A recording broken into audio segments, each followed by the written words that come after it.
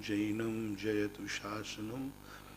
पंच परमेष्टि भगवान की जय। आचार्य श्री गुरुवर कुंद कुंद महाराज की जय।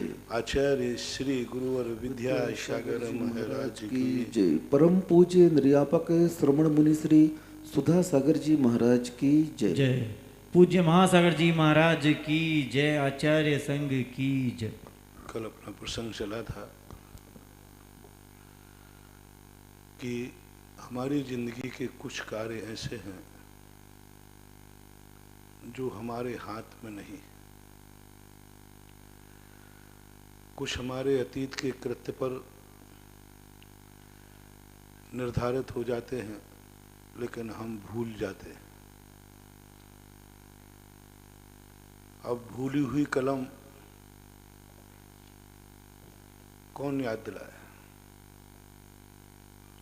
हम तो एक ही बात कहते हैं, कल कहा था अपन ने कि हमारे जीवन में जब भी कोई कुछ घटित होता है तो गुरु भी हमें समझाते हैं कि ये तुमने ऐसा अपराध किया था जो तुम्हारे लिए दुख मिल रहा है, लेकिन हमारी आत्मा स्वीकार नहीं करती है कि मैंने कभी ऐसा अपराध किया था। इस बात को कल अपन ने बड़े विस्तार से समझा था। कोई भी स्वीकार करने को तैयार नहीं है कि जो कुछ भी मुझे कष्ट मिल रहे हैं वो सब मेरी की हुई भूल का फल है, मेरे की हुई अपराध का फल है, मेरी खुद गलती है। अपनी करनी आप करे सिर औरन के धरता ये है। अब किसी की मानने को तैयार नहीं, कबूल ही नहीं करता। मैंने किया ही नहीं ऐसा अपराध, जितनी सजा मुझे मिल गई।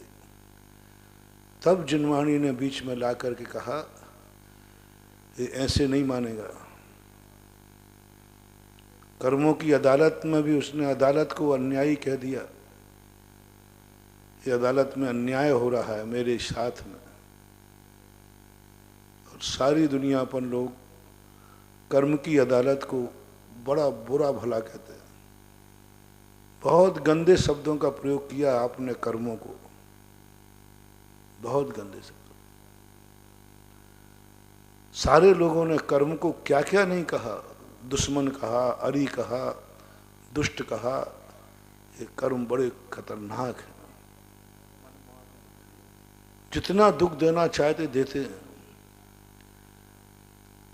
अदालत अन्याय सुनते सुनते थक जाती है कि मैं न्याय कर रहा हूं।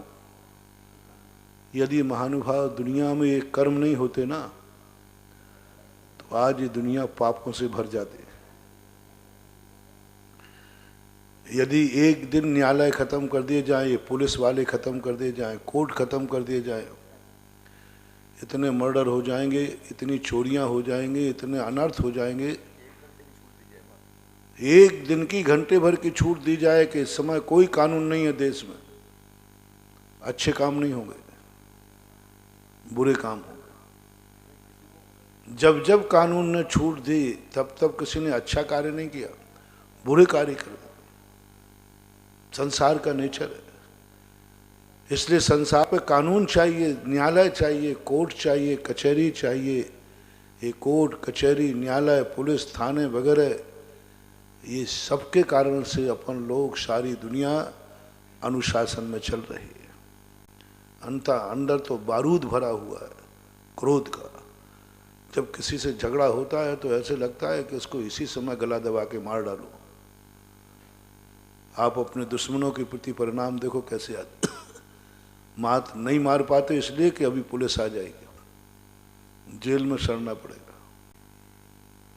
जैनियों को गुस्सा नहीं आता सो बात नहीं है, गुस्सा बहुत आता है, लेकिन वो इसलिए प्रैक्टिकल नहीं करते हैं क्योंकि उनको जेल का ज्ञान है, फांसी का ज्ञान है, कानून का ज्ञान है।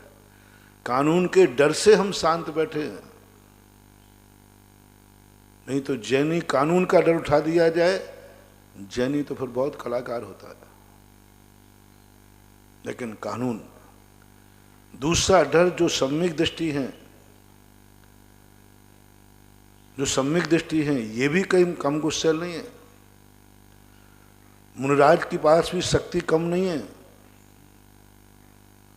मुनिराज को तो क्रोध आ जाए तो ऐसा क्रोध है कि 12 योजन की पूरी भूमि को जला के भस्म कर दे। बारूद तो भरी है मुनिराज के पास भी, सारी बारूदें भरी पड़ी है। तुमसे ज्यादा क्रोध, तुमसे ज्यादा पाप करने की शक्ति, मिथ्या दृष्टि में जितना क्रोध पाप कसाय करने की शक्ति है, सम्यक दृष्टि में उससे ज्यादा शक्ति होती है पाप करने की, क्योंकि वो पुण्य का बंध ज्यादा करता है, इनकम ज्यादा होती है। जिसके इनकम ज्यादा होगी वो ज्यादा पाप कर सकेगा। सम्यक दृष्टि तो बहुत सारी इनकम, और ग्रस्त में जितने पाप करने की शक्ति होती है, पाप का अर्थ क्रोध, मान, माया, लोभ, कसाय, राग, द्वेष, जो भी अपन जानते, सबसे ज्यादा शक्ति होती है मुनिराज में। क्यों? कि मुनिराज की इनकम ज्यादा है पुण्य की। 24 घंटे पुण्य कमा रहे हैं, कोई पाप तो करते ही नहीं, पुण्य कमा रहे हैं सुबह से शाम तक। मैं तो कभी मुनिचर्या में कभी ये देखते ही नहीं हूं कि मुनि कुछ अशुभ कर रहा है। मुनि यदि अपनी पूरी चर्या पाले तो 24 घंटे में कमाई के अलावा कुछ है ही नहीं। खर्चा तो 1 रुपया का नहीं है। मुनिराज का खर्चा तो 1 रुपये का नहीं है, कहीं से भी पाप नहीं करता, मन विशुद्ध रहता है, सुबह उठता है, सामायिक करता है, प्रतिक्रमण करता है, भगवान की स्तुति करता है, प्रवचन सुनाता है, आहार को जाता है, आहार में भी विशुद्ध भाव रहता है, बाद में सामायिक। कहाँ से कुछ गड़बड़ करने का है ही नहीं मौका। महावीर ने ऐसी चर्या बनाई मुनि की कि 24 घंटे का शेड्यूल इतना निश्चित कर दिया कि तेरे किसी भी, इसलिए मुनिराज के साथ 108 लगाते। 108 पाप कर्मों के आश्रव के द्वार हैं ये। क्रोध, मान, माया, लोभ, मन, वचन, काय, समरंभ, समारंभ, आरंभ, कृत कार्य अनुमोदना, ये सब परस्पर में गुणा करने 108 है। और इन 108 पे द्वारों पर एक एक पहरेदार बैठा दिया मुनि का, एक एक व्रत, एक एक नियम, हर गेट पे बैठा है। गलत वर्णाएं आ ही नहीं सकती, आ नहीं सकती। इसलिए कमाई ज्यादा है, इनकम ज्यादा है। एक गरीब को गुस्सा आ जाए तो क्या करेगा किसी का, और एक अमीर को किसी के पीछे पड़ जाए ना तो जड़ से बर्बाद कर देता है, क्योंकि वो शक्तिशाली हो। शक्तिशाली व्यक्ति को क्रोध आ जाए तो बहुत अनर्थ हो जाए, शक्तिहीन को क्रोध आ जाए तो क्या करेगा। मुनि महाराज का क्रोध सबसे ज्यादा होता है, खतरनाक। इतनी खतरनाक बारूद है मुनिराज के पास, इतनी खतरनाक कि बस विस्फोट हो जाए तो संभाल नहीं पाओगे। एक मुनिराज का विस्फोट हुआ,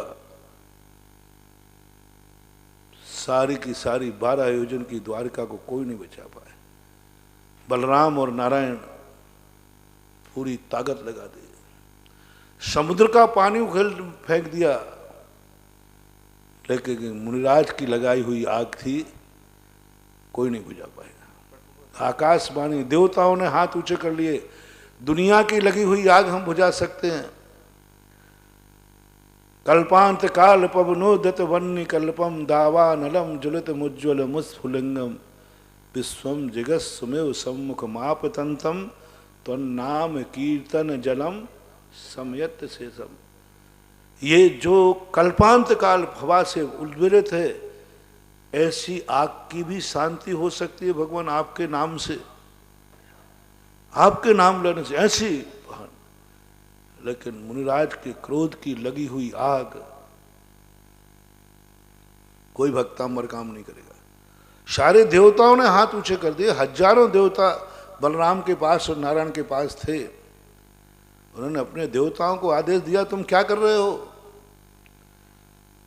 ये द्वारका नगरी है, कुबेर ने बसाई थी, सबने हाथ ऊंचे कर दिए, ये आग नहीं बुझेगी, 2 बचोगे, सब जल गए, भस्म हो गए। इसलिए जो जो धर्मात्मा होते जाते हैं उनके पुण्य इतना आश्रय हो जाता है कि पाप की शक्ति बढ़ जाती है। पाप करने की, जैसे मैंने तुम्हें उदाहरण दिया, जैसे से धन बढ़ेगा उसके पाप की शक्ति बढ़ जाएगी, शरीर में बल बढ़ेगा पाप की शक्ति बढ़ेगी, हुकूमत बढ़ेगी, कुछ भी बढ़ेगा। ऐसे ही सबसे ज्यादा मुनिराज को, और मुनिराज से भी ज्यादा सारे मुनिराजों की शक्ति एक तरफ रख लो, सारे 3 लोक के जितनी भी शक्तियां हैं सबकी शक्तियां एक तरफ रख लो, और अपने यहां सबसे बड़े शक्तिशाली होते हैं तीर्थंकर, जिनमें पाप करने की शक्ति इतनी अपरंपार है। महानुभाव, मुनिराज तो 12 योजन निपटाते हैं, तीर्थंकर को क्रोध आ जाए तो सारे 3 लोग को उल्टा कर दें, डमरू के समान घुमा दे। अभी मैं नकारात्मक शक्ति की बात कर रहा हूं, अभी सकारात्मक की बात मैं करूंगा। मैं कह रहा हूं इतनी नकारात्मक, तीर्थंकर पूरे 3 लोग को यूं पकड़ के डमरू के समान उल्टा कर देंगे। मुनिराज तो 12 योजन तक, उनको क्रोध आ जाए तो शक्ति है। आज तक किसी तीर्थंकर क्रोध आया नहीं, घबराना नहीं, आएगा भी नहीं, लेकिन शक्ति को कौन नकारे? शक्ति तो इतनी है, 3 लोग को उठा करके यूं पलटी करा दे और अपन सब डमरू के समान यूं यूं कुटकुट करते रह जाएंगे। इतनी पाप करने की शक्ति तीर्थंकर की है, क्योंकि उनके पुण्य का आश्रय बहुत है, कमाई बहुत है उनकी। 10-10 भवों से कमा रहे, खर्च कुछ करते ही नहीं, 10-10 भवों से कमा रहे, इतनी कमाई, इतनी कमाई, खर्च करें तो काहे में करें? खर्च तो बुराइयों में खर्च होता है, बुराई उनके पास है ही नहीं। जैसे अभी हमने कहा ना, मुनिराज 24 घंटे पुण्य कमा रहा है, 24 घंटे। सुबह से 4 बजे, तुम्हारी दुकान कितने बजे खुलती है? तुम्हारा 9-10 बजे, बाइंस वाले तो 9-10 बजे जाते हैं, खा पी कर जाते हैं, तब व्यापार धंधा खुलता है सुबह। हमारी दुकान तो सुबह 3:30 और 4 बजे खुल जाती है, और धड़ाधड़ इनकम, सबसे पहले इनकम ब्रह्म मुहूर्त से शुरू से आज तक कोई व्यापार 4 बजे नहीं खुलता। कमाई का साधन, मुनिराज की दुकान खुलती है 4 बजे, प्रतिमाधारी वृत्तियों की दुकान खुलती है 4 बजे, और 4 बजे उठ कर के जो इनकम चालू होती है पुण्य की, प्रतिक्रमण, पुण्य का भंडार, सामायिक, पंफड़रा, भगवान की स्तुति, वंदना, प्रवचन, ये सब पुण्य के कितने साधन है। 24 घंटे।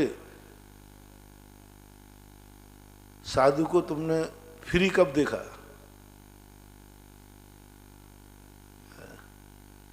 कब लोग चल महाराज के पास चलते, इस समय महाराज फ्री होंगे, 2-5 मिनट बैठ पाते हो? मुश्किल से 2-5 मिनट बैठे, हमारा दूसरा कार्य, आहार करके आए, चलो महाराज अब इस समय फ्री होंगे, कितनी देर बैठ पाते हो? 10 मिनट, 15 मिनट। सामायिक का समय हो गया, सामायिक से उठते ही 2 मिनट के लिए उठे, स्वाध्याय का समय हो गया, स्वाध्याय करके तुरंत मुश्किल से वो भी निकालते हैं, तो बाकी स्वाध्याय 4 बजे प्रतिक्रमण करना, प्रतिक्रमण चूक जाए तो फिर बाद में प्रतिक्रमण करो, फिर जिज्ञासा समाधान, फिर सामायिक। लो साहब 9-10 बज गए रात में। सोते समय भी व्यक्ति अपना कुछ ना कुछ ऐसा उपयोग, ऐसा संकल्प करता है, सोते समय भी शुभ चिंतन चलता रहता है, शुभ भाव चलते रहते। सोते सोते ही महाराज पता नहीं क्या क्या सोचते रहते, सोते हुए भी 6ठा 7वां गुणस्थान झूलता रहता है। बहुत कमाई, खर्चा कुछ है ही नहीं, खर्च कहीं से भी खर्चा नहीं है। तीर्थंकर का इतना पुण्य, मैं ऋषभ देव के तीर्थंकर का पुण्य देख के दंग रह गया। एक पाप से शुरू हुई थी उनकी कहानी, एक ठोकर जरूर। बड़े आदमी भी कभी कभी चूक तो जाते हैं, लेकिन उस ठोकर से इतने चेतते हैं कि फिर बड़ी बड़ी ठोकरें भी उनका कुछ नहीं बिगाड़ पाती। राजा अरविंद की पर्याय में उनको एक महाबीमारी हुई, दाहे की बीमारी, और वो किसी से शांत होने को तैयार नहीं। एक दिन एक छिपकली की पूंछ कट के उसकी एक खून की बूंद उनके ऊपर आके गिरी, और जहां खून की बूंद गिरी वहां जलन उनकी कम हो गई। तो उन्होंने सोचा, अरे खून से मेरी बीमारी दूर होती है।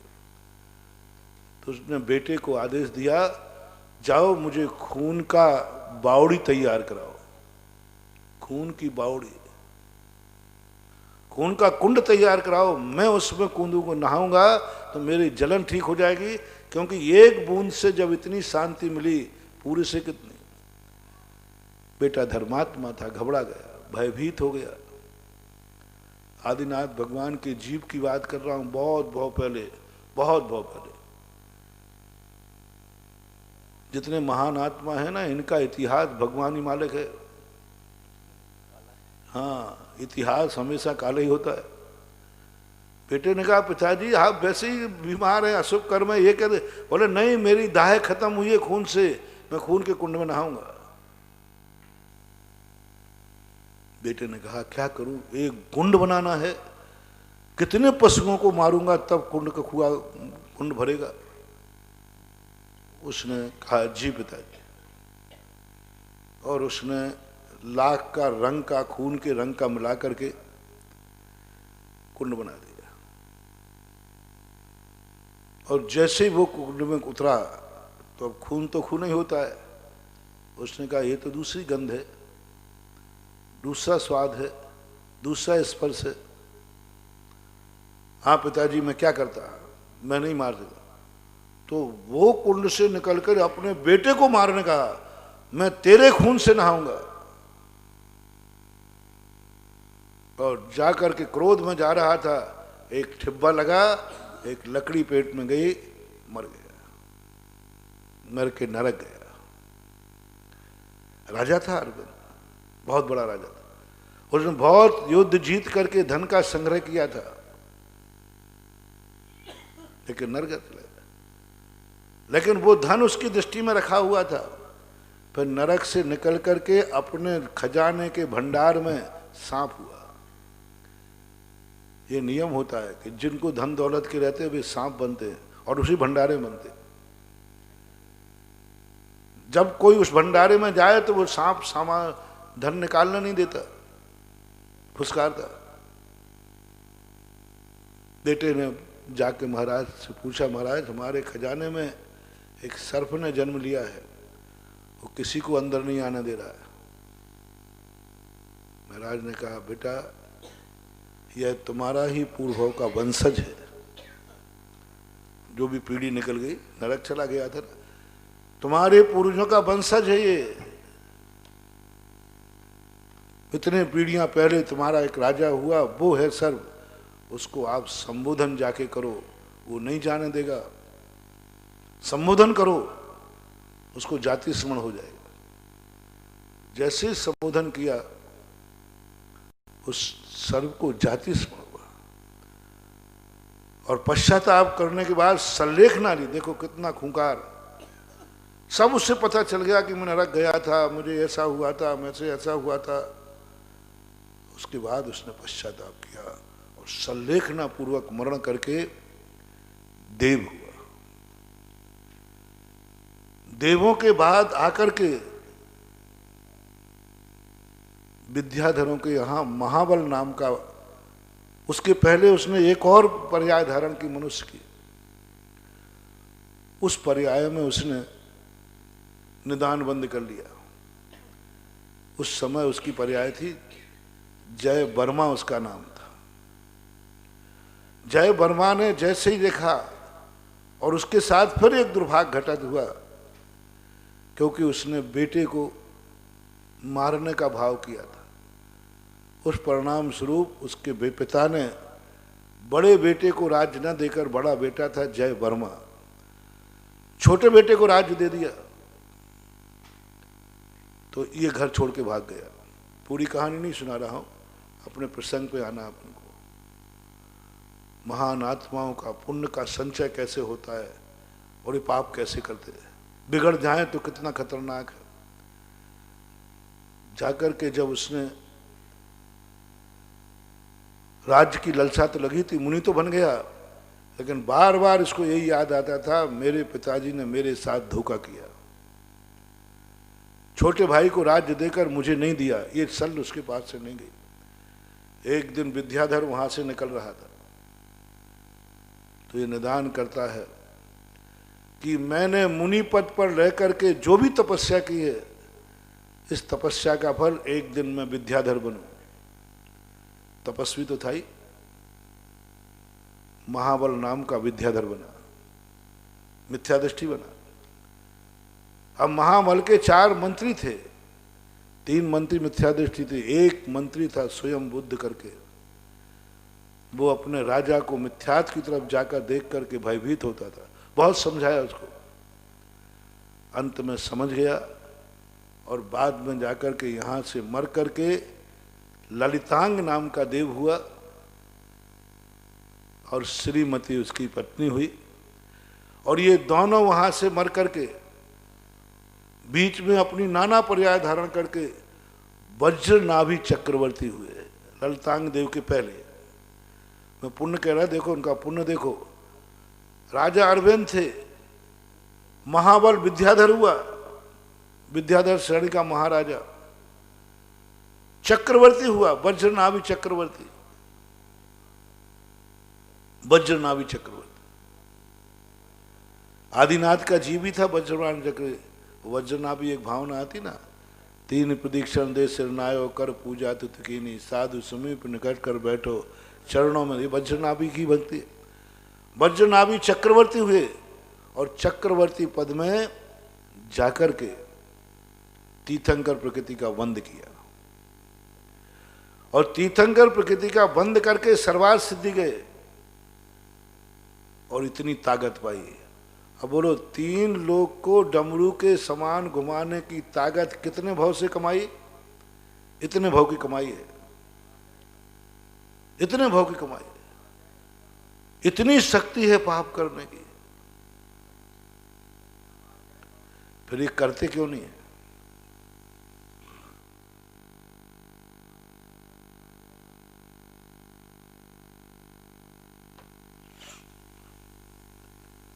ये करते क्यों नहीं पाप? ये घुमाते क्यों नहीं? कभी प्रैक्टिकल तो करे। आज तक किसी तीर्थंकर ने डमरू जैसे घुमाया नहीं। क्यों नहीं घुमाया?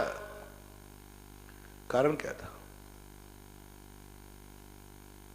महाराज लोगों के पास इतना क्रोध है, इतने पाप करने की शक्ति है, फिर ये पाप करते क्यों नहीं है? शक्ति है तो क्यों नहीं करते? एक भव भ्रमण का, कर्मों के बंध का। ऐसी बात नहीं कि मुनिराज के मन में, मैंने कहा ना, सब शक्तियां भरी हैं, सब बारूद भरी पड़ी है, विस्फोटक। माचिस काड़ी लगाना है, क्यों नहीं लगाते? विपाक विषय धर्म ध्यान, कर्मों का डर, संसार में भव भ्रमण का डर, 84 लाख के दोनियों का डर, संसार भीरू। बस मुझे इस संसार में नहीं रहना, मैं भली अपने सारी शक्तियों को समाप्त कर दूंगा, लेकिन मैं संसार मात्र एक भय पैदा करता। तीर्थंकर को क्यों नहीं ये पाप करने का? वो कहते नहीं, मुझे संसार में नहीं रहना है।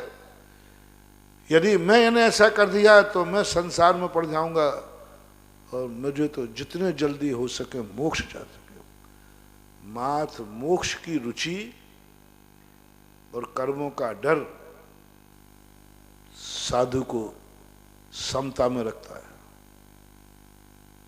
ताकत होते हुए भी मन को नहीं जाने देता। मन में थोड़ा सा भी विकल्प आया, तुरंत संसार बढ़ जाएगा, थोड़ा सा तुरंत एकदम कहता है।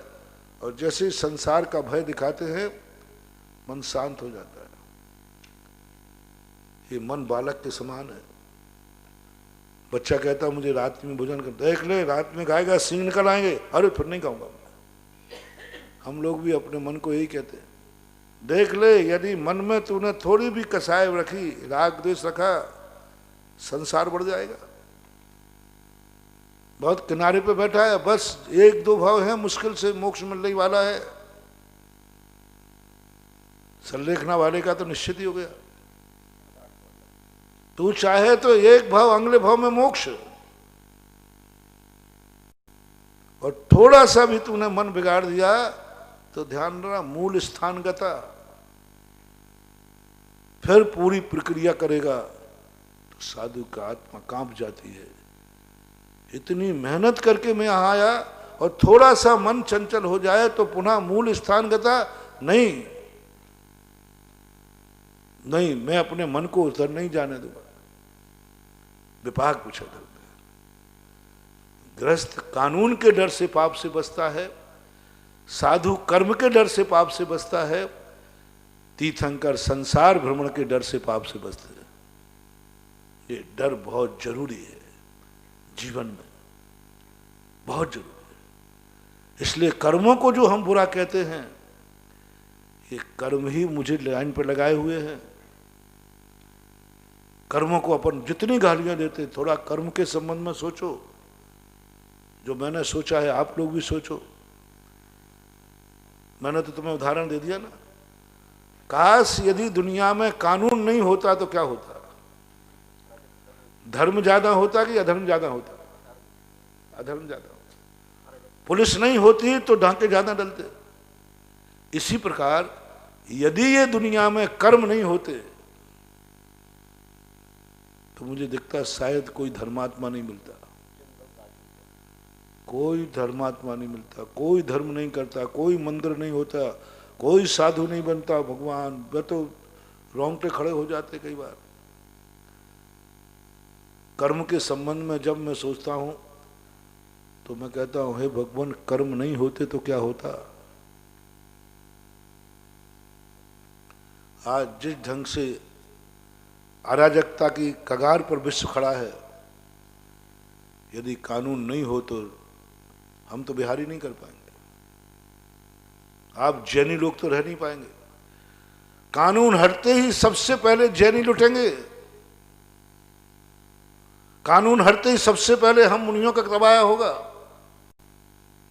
जब जब राजा विमुख हुआ, कानून का रखवाला गलत हुआ, सबसे पहले दिगंबर जैन मुनियों पर संकट आया।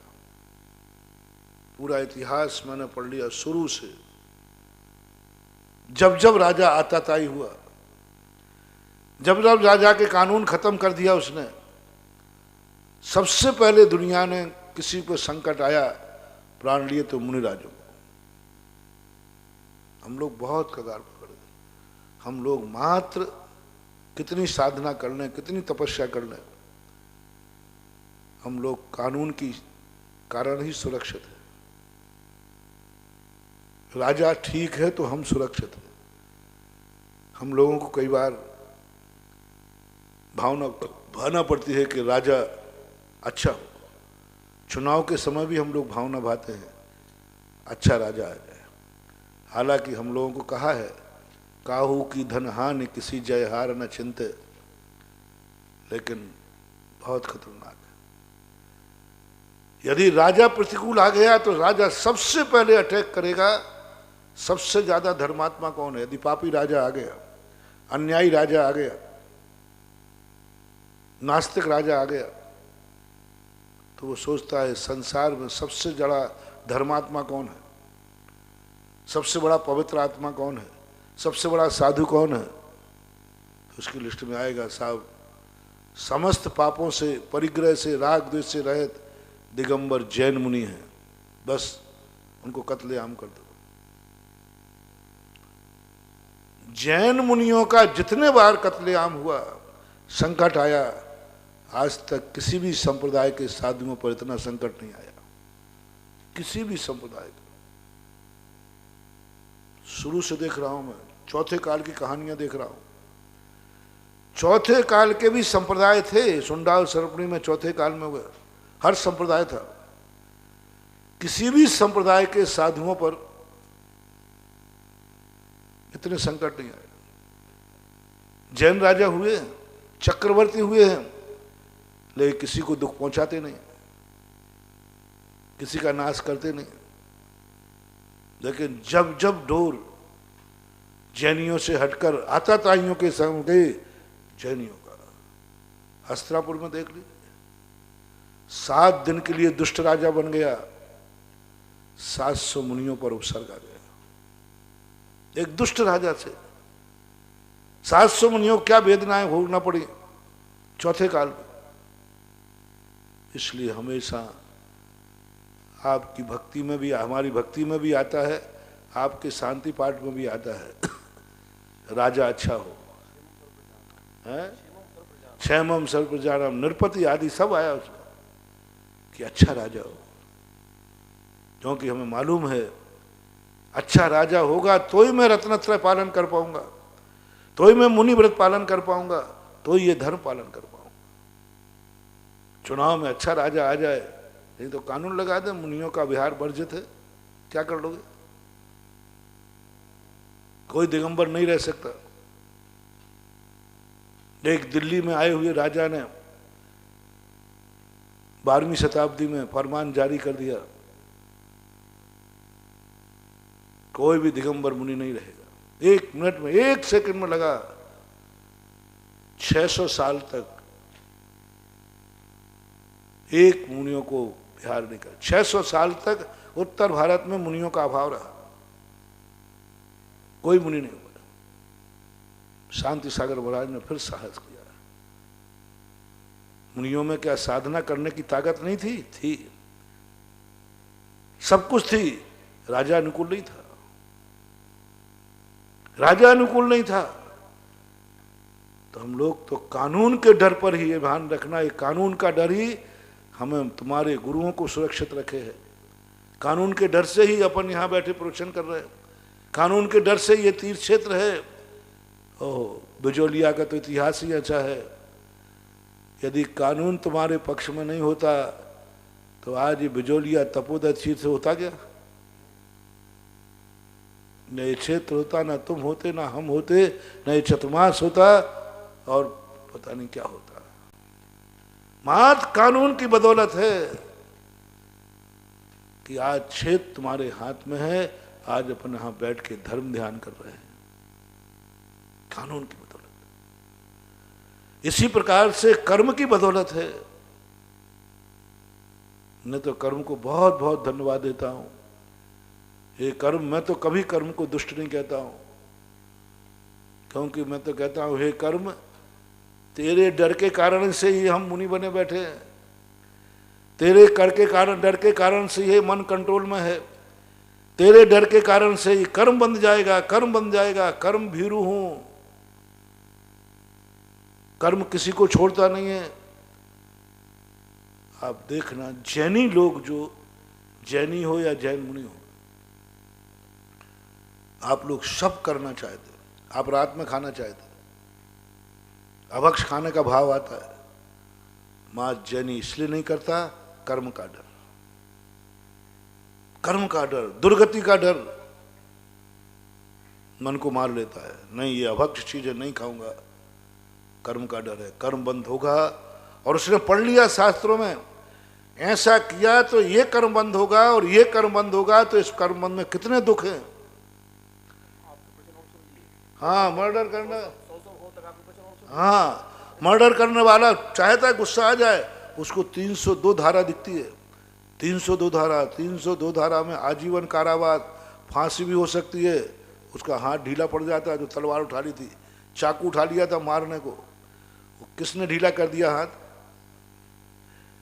बंदूक उठा ली थी मारने का, 302 धारा में। 302 धारा ध्यान आते ही हाथ ढीला पड़ गया और भाग गया। यही जैनियों का सम्यक दृष्टि का, वृत्ति का, साधु का मात्र एक आती हो, आते हैं परिणाम, तुरंत कर्म का ध्यान रहता है। कर्म कहता है देख ले, ये किया तो ये भोगना पड़ेगा, मन ढीला पड़ जाता है, मन ढीला पड़ जाता है, कसाएं शांत हो जाती है, मन निर्मल हो जाता है। विपाक विषय और अपाय विषय धर्म ध्यान कर्मों को लेकर चलता है। इसलिए कर्म इस दुनिया की न्यायालय है। कर्म एक न्यायाधीश है जो अपराधी को सजा देता है और निरपराधी को बरी करता है। अदालत में सजा तो जिसको मिलेगी तो मिलेगी, सजा जिसको मिलती है वो न्यायालय को गालियां देता है, बहुत बुरी है। यही कर्म है। कर्म बहुत बड़ा न्यायालय है, न्यायाधीश से कर्म निर्णय करता है। सारे ग्रहों में शनि को आप बुरा बोलते हैं, सब दुनिया शनि को बोलती, सारी दुनिया शनि से डरती है। क्यों? शनि सत्यवादी है, शनि समझौता नहीं करता। आज के समय पर उदाहरण देता हूं, दो ऑफिसर आए, एक ऑफिसर आपके यहां आया, वो कोई भी फाइल हो ले दे के निपटा देता है, ले दे के रिश्वत ले लेकर के और निपटा देता है। और एक सिद्धांतवादी है कि नहीं मैं लूंगा नहीं, कानून से चलूंगा। आजकल लोग कौन से ऑफिसर को पसंद करते हैं? संजय बाबू। अरे महाराज वो ले दे के निपटाने वाला ठीक है, वो भी खाए हमें भी। ज्यादातर लोग आज रिश्वत वाले को, ईमानदार ऑफिसर के इतने ट्रांसफर होते हैं, इतने ट्रांसफर होते हैं। कई ऑफिसर मेरे पास आए, बोले महाराज जी हर साल बोरिया बिंदा बांधना पड़ता है। बोले क्यों? महाराज कोई गुणगुण नहीं, बस ईमानदारी कर। दबाव ऊपर से आता है, मैं कहता नहीं करेंगे, तुरंत शाम को ट्रांसफर हो जाता है। कोई विधायक आया, कोई एमएलए, ये काम करना है साहब, कानून के विरुद्ध है, करना है, बोले नहीं करूंगा, ट्रांसफर कर देते। अब बताओ महाराज, या तो ट्रांसफर करते रहे जिंदगी भर, अन्यथा फिर थोड़ी बहुत बेईमानी करने दो। कोई पसंद नहीं करता ईमानदार को, सब वही चाहते बेईमानी हो। अपन को क्या, कोई किसी को बेईमान कहने का अपन को अधिकार ही नहीं वस्तुतः पूछा जाए, क्योंकि अपन खुद इतने बेईमान हैं। भ्रष्टाचार मिटाने की बात कर रहे हैं। भ्रष्टाचार कौन है दुनिया में ऐसा जो कोई व्यक्ति, आप देख लिए भ्रष्टाचार, हम किस भ्रष्टाचार पर विरोध करें, हम किसका विरोध करें कि संसार में बेईमानी क्यों नहीं है? अधिकारी नहीं तो कहते हैं अपन संसार बेईमान है, भ्रष्टाचार है, गलत है। मैं आपसे पूछता हूं, आप ट्रेन में जा रहे हैं, आपको टिकट नहीं मिला, तो आपने टीटी को 500 रुपया देकर बैठना पसंद करोगे कि गाड़ी छोड़ना पसंद करोगे? ईमानदार आदमी पूछ रहा हूं। चलो अनिल बाबू से पूछते, यही थोड़े सीधे साधे दिख रहे हैं। अनिल बाबू तुम्हारे लिए शिखर जी जाना है या कहीं जाना है, और टिकट ले नहीं पाए या मिला नहीं, और जाना जरूर है, तो आप गाड़ी छोड़ना पसंद करेंगे कि टीटी को देकर जाना पसंद करेंगे? अब बोलो। और हम कहते हैं कि रेलवे में भ्रष्टाचार बंद होना चाहिए, बेईमानी बंद। टीटी को हम खुद कह रहे भैया ले ले, तू टिकट दे दे, बैठने दे देंगे, अच्छे अच्छे लोग दे देंगे, बड़े ईमानदार लोग दे देंगे। यहां तक कि प्रतिमाधारी जो ब्रह्मचारी हो वे भी कहेंगे भैया ले ले।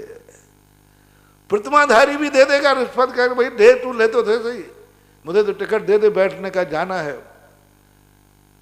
अब हमने अपनी मजबूरी समझो, लेकिन आखिर हमें बेईमानी की शरण तो लेना ही पड़े। 2 नंबर में टिकट लेना ही पड़ा, समर्थन करना पड़ा, कैसे करके करें। और मेरे से और पूछ ले महाराज जी अब मैं क्या करूं? अब देखो मैं भी फंस रहा हूं, चिंता मत करना। महाराज जी आचार्य श्री के दर्शन करने जाना है, जरूरी जाना है, सम्मेद शिखर जी जाना है जरूरी, लेकिन टिकट तो मिलने वाला नहीं है। 1 महीने तक हाउसफुल चल रहा है। बस एक रास्ता है कि ब्लैक में टिकट बिक रहा है। टीटी को यदि हम 500 रुपया दे दें तो टिकट मिल जाएगा, और शिखर जी जाना है और मेरे से सलाह ली है, तो मेरे से क्या उम्मीद करते हो आप? मैं भी शायद भैया दे दे 500 रुपया, तुझे शिखर जी मिल जाएगा, आ जाएगा। कुछ मजबूरियां ऐसी हैं जहां बेईमानी का स्थिति बन जाती है। फाइल पड़ी है कि कोई इसमें पड़ी हुई है। आज सारी दुनिया ये समझती है कि जो काम ले दे के निपटता है उससे अच्छा काम दूसरा नहीं। चलो 500 रुपये और कमा लेंगे सबसे। और शनि एक ऐसा ग्रह, सारे ग्रह ले दे के निपट जाते, सारे ग्रह के ले दे के पूजा हो जाती है, ले दे के निपट जाते। शनि एक ग्रह है जो समझौता नहीं करता। 7.5 शनि का नहीं रहता, बुध का भी रहता है, गुरु का रहता है, शुक्र रहता है, लेकिन ये एडजस्ट करने वाले ग्रह हैं, ये एडजस्टिंग कर लेते हैं। तुम भी जियो हम भी जिए। शनि किसी से एडजस्ट नहीं करता, सत्यवादी है, सिद्धांतवादी है। तुमने जो किया है वो तुम्हें भोगना पड़ेगा, तुम चाहे मेरी पूजा कर लो, चाहे पाठ कर लो, कुछ भी कर लो। शनि किसी से मानता नहीं है क्योंकि ईमानदार है, बस और कुछ नहीं है। लोग शनि को बुरा कहते हैं। शनि बहुत सत्यवादी, उसका सिद्धांत पढ़ो। जब मैंने सारे ग्रहों के नेचर पढ़े,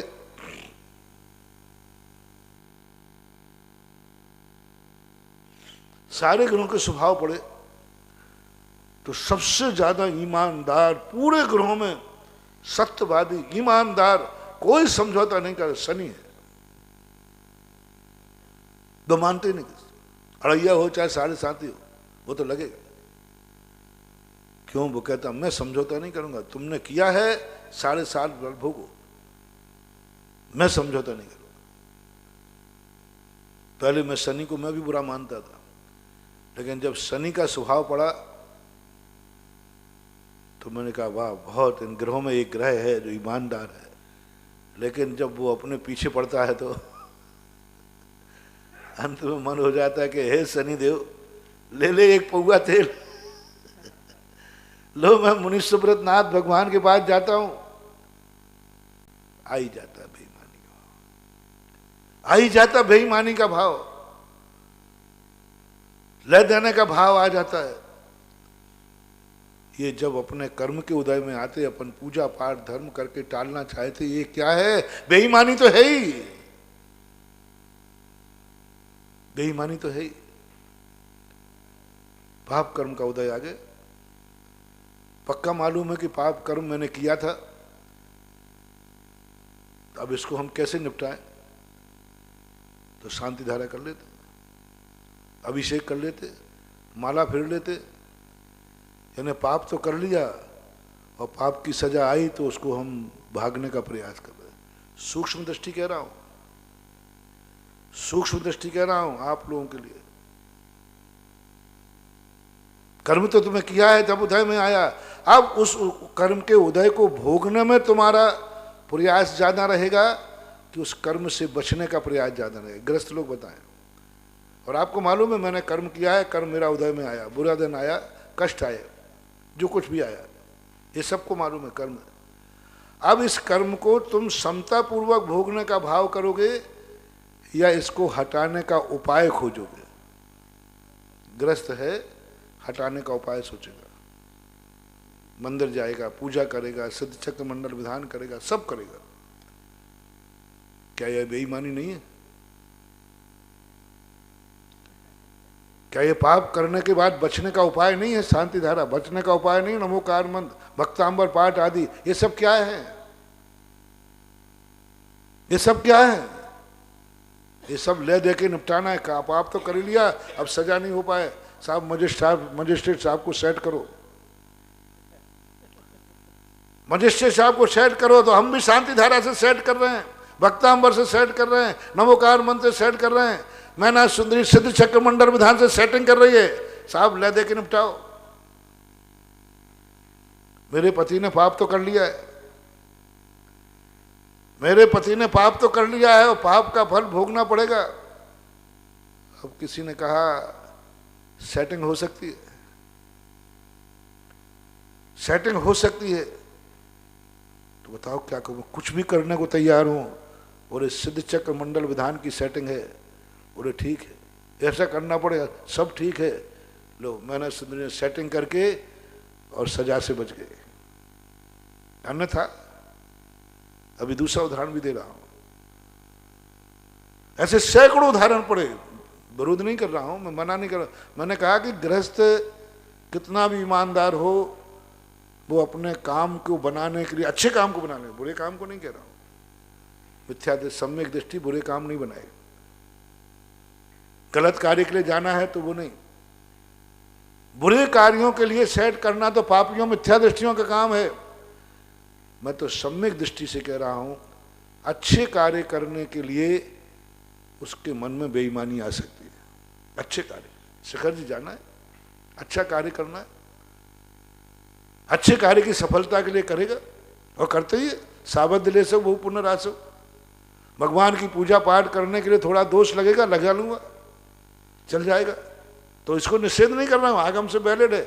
मैं तो नेचर बता रहा हूं कि जब जब तुम्हारे कर्मों के उदय आएंगे, आप ले दे करके एडजस्ट करोगे।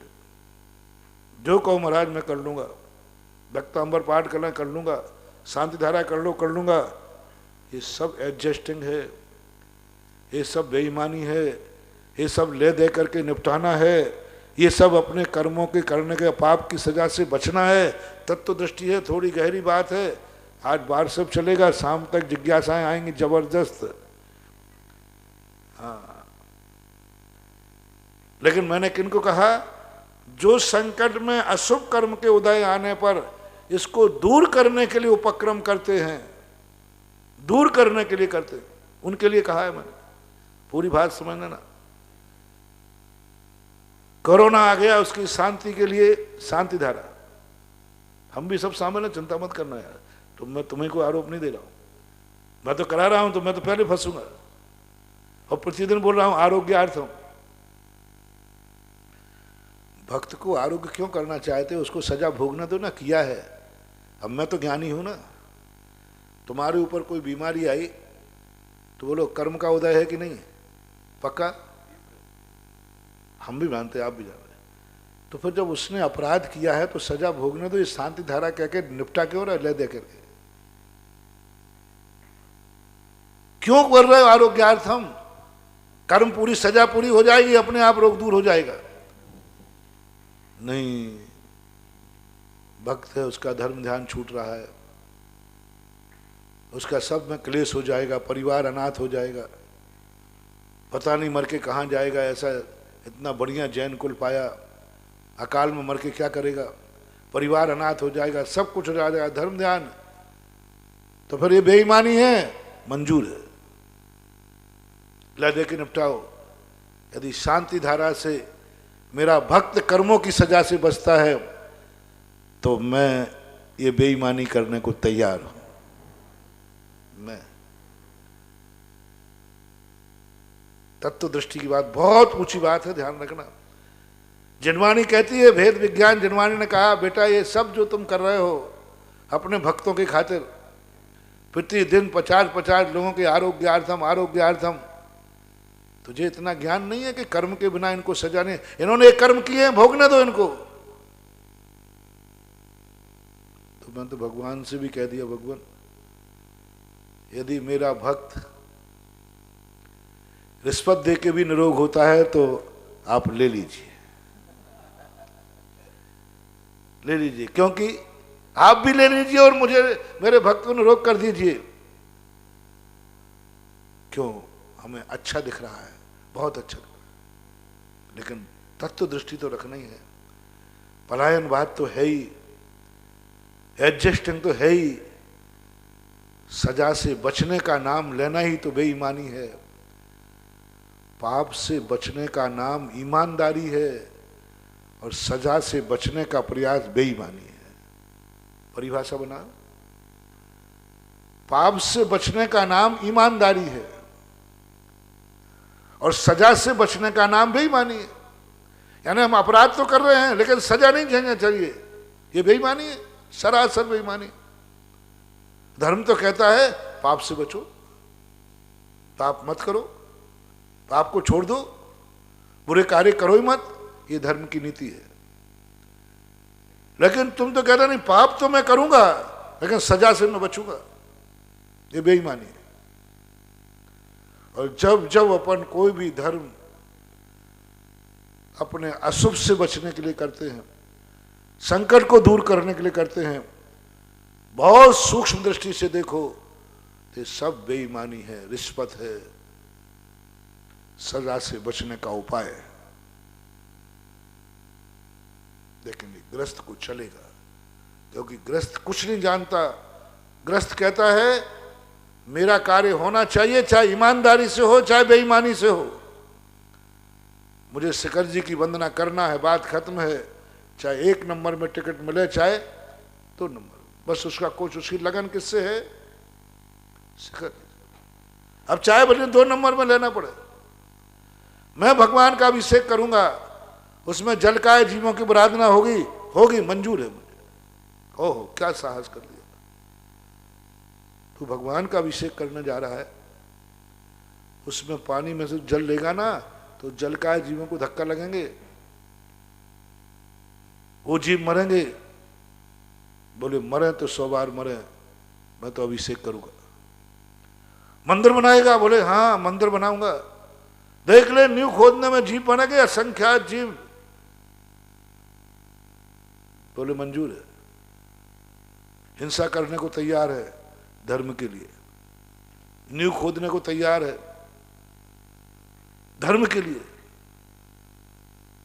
जान रहा है, ऐसी बात नहीं कि जय नहीं जानता नहीं, लेकिन तैयार है मंदिर बनाने के लिए। मैं हिंसा करने को तैयार हूं, झूठ बोलने को तैयार हूं, सब करने को तैयार है अच्छे कार्य के लिए। क्योंकि गृहस्थ है तो गृहस्थिक कार्यों में भी सब जानते हो किसमें कितना दोष है, तुम कहते मंजूर है। हमारे बेटा हमारा परिवार के लिए जो दोष लगे मंजूर है। आप देख ले धन के लिए, क्या आपको नहीं मालूम कि माइंस को यदि हम खोलेंगे तो उसमें जीव तो मरेंगे नहीं कि बचेंगे? खेती में हल चलेगा तो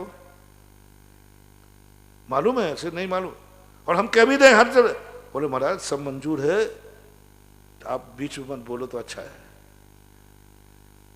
हम भी जानते, आप ही नहीं जानते, हम भी जानते हिंसा है, लेकिन मैं करूंगा क्योंकि इसमें मुझे भविष्य उज्जवल दिख रहा है। और ये नहीं करूंगा तो शिखर जी छूट जाएगी। मैं शिखर जी नहीं छोड़ूंगा, चाहे बेईमानी से जाना पड़े तो जाऊंगा। देवपद खेपद समय आपका हो गया है, तो इस स्थिति को लेकर अभी अपन और समझेंगे। घड़ी दिख गई, महावीर भगवान की